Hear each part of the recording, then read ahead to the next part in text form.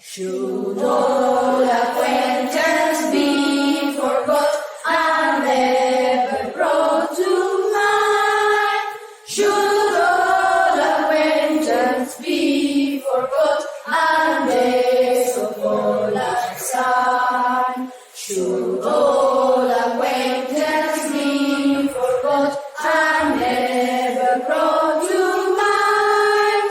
Should all acquaintance be forgot and days of all unsigned?